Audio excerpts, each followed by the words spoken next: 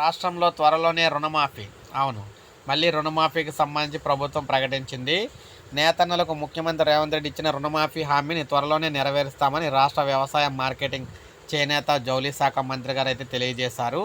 రాజన్న సిరిసిల్ల జిల్లా కేంద్రంగా నేతన్న పొదుపు నిధుల థ్రిఫ్ట్ ఫండ్ విధుల కార్యక్రమంలో మంత్రి అయితే మాట్లాడారన్నమాట.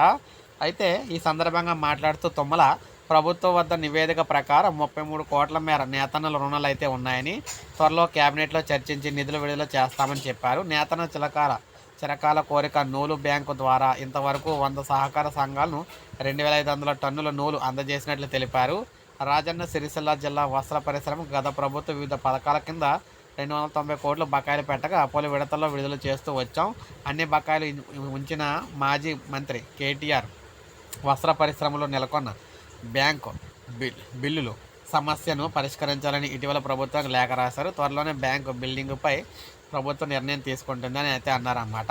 సో ఏది ఏమైనా తొందరలోనే వీరందరికీ కూడా డబ్బులైతే విడుదలైతే చేయబోతున్నాం, అంటే రుణమాఫీ అయితే చేయబోతున్నాం అని చెప్పేసి ప్రభుత్వం అయితే తెలియజేసింది.